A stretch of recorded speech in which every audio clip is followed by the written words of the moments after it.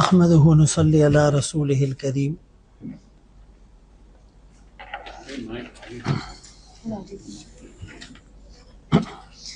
بسم اللہ الرحمن الرحیم۔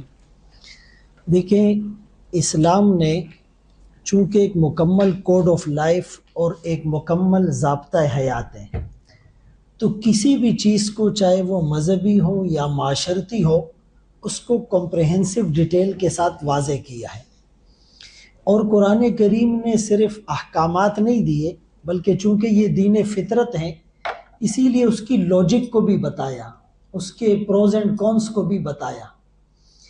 تو نکاح کو رسول اللہ صلی اللہ علیہ وآلہ وسلم نے اپنی سنت قرار دیا، اور پھر تاکید کے لیے یوں بھی فرمایا کہ جو میری سنت سے اعراض کرتا ہے وہ مجھ میں سے نہیں، من اعرض عن سنتی فلیس منی، یا فمن رغب عن سنتی فلیس منی۔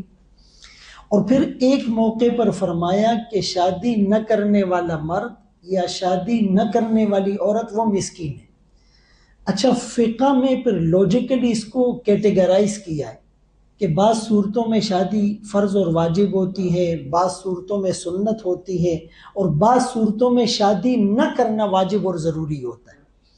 تو بہرحال رسول اللہ صلی اللہ علیہ وسلم نے اتنی ترغیب دی اور فرمایا کہ معاشرے کے اندر اگر آپ چاہتے ہیں کہ حیا ہو، پاکیزگی ہو، عفت ہو، پاک دامنی ہو، طہارت ہو، لوگ گناہوں سے بچے، تو اس کے لیے آپ کو نکاح کا یہ مسنون عمل کرنا پڑے گا۔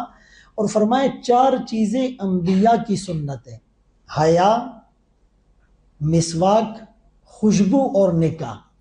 اگر ہم تھوڑا سا اس کو غور سے امیجن کریں تو نکاح کے ساتھ تینوں چیزیں ریلیونٹ ہیں۔ حیا کا تعلق بھی نکاح سے ہے، خوشبو کا تعلق بھی نکاح سے ہے، اور اس کے علاوہ مسواک کا تعلق بھی نکاح سے ہے، کہ دونوں ایک دوسرے کے لیے پاکیزگی کا سبب بنے۔ لِتَسْكُنُوا إِلَيْهَا، بلکہ اس کو تو جنسی تسکین کا ذریعہ بنایا گیا۔ اولاد کا حصول مقصود ہو، رسول اللہ صلی اللہ علیہ وسلم کی امت میں اضافہ مقصود ہو۔ اگر کسی کو طلاق ہو جاتی ہے یا کوئی عورت بیوہ ہو جاتی ہے، تو اب دیکھیں فرمایا طلاق جائز چیزوں میں سب سے بری چیز، مبغوض ترین چیز ہے، جائز حلال بھی ہے لیکن ناپسندیدہ چیز ہے۔ تو عام طور پر یہ ہوتا ہے کہ جب کوئی عورت مطلقہ ہو یا وہ بیوہ ہو جائے تو لوگ دوبارہ شادی کرنا معیوب سمجھتے ہیں، بلکہ عورتوں کے اندر بھی خود اعتمادی نہیں ہوتی، کانفیڈنس نہیں ہوتا، اور ایک ریزن اس میں یہ ہوتی ہے کہ جی ہمارے بچوں کا کیا ہوگا ان کیس اگر ان کے بچے ہیں۔ پھر خاندانی پریشر اتنا ہوتا ہے کہ ماں باپ اس کو اپنی یار سمجھتے ہیں، اور پھر معاشرتی دباؤ بھی ایسا ہوتا ہے کہ ہم نے ان چیزوں کو ایک گناہ سمجھ لیا۔ اسلام نے اس کی ترغیب دی۔ دیکھیں، سب سے بڑی دلیل، اس سے بڑی تو کوئی دلیل ہی نہیں ہو سکتی، کوئی موٹیویشن، کوئی انسپیریشن ہی نہیں ہو سکتی، کہ خود رسول اللہ صلی اللہ علیہ وآلہ وسلم کی صرف ایک بیوی، وہ جو ہے وہ تو سمجھے کنواری تھی، باقی جتنی آپ کی ازواج تھی وہ یا بیوہ تھی یا مطلقہ تھی۔ تو آپ نے خود ان سے شادیاں کر کے معاشرے کو کنونس کیا اس بات کے اوپر کہ آپ اس کو بالکل معیوب نہ سمجھیں، اور اگر آپ کی نیت یہ ہے کہ بھائی ان کا گھر بس جائے اور ان کی اولاد در در کی ٹھوکریں نہ کھائے، اور جو ہے ان کو معاشرے میں ایک عزت والا منصب اور مقام مل جائے، تو اسی لیے اس کو پروموٹ کرنا چاہیے۔ اور حضرت معقل رضی اللہ عنہ ایک صحابی ہے، ان کی بہن کو طلاق دے دی ان کے شوہر نے۔ اب بعد میں ان کے شوہر کے دل میں آیا کہ بھائی میں نے دوبارہ ان سے شادی کرنی چاہیے۔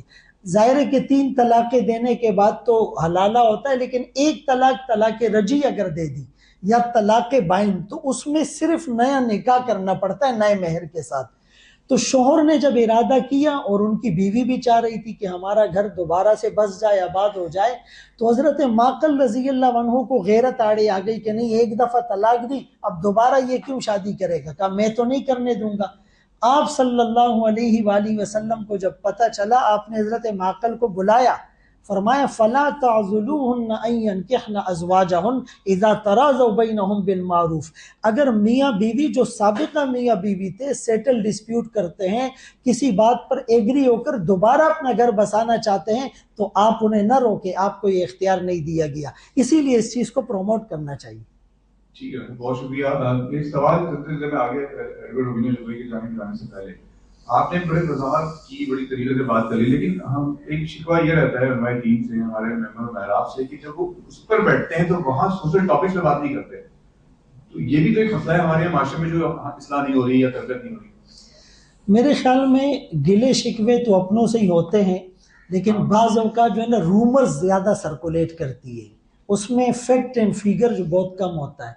یہ آپ ضرور کہہ سکتے ہیں کہ علماء اس چیز کو کم ڈسکس کرتے ہیں، اور اس کی وجہ یہ ہوتی ہے کہ آپ کے سامنے جو آڈینس ہوتی ہے نا، فرض کریں 1000 لوگ میرے سامنے جمعے میں بیٹھتے ہیں، اب ان کا کیلیبر، اسکول آف تھاٹ اور ان کا جو لیول ہوتا ہے وہ الگ ہوتا ہے.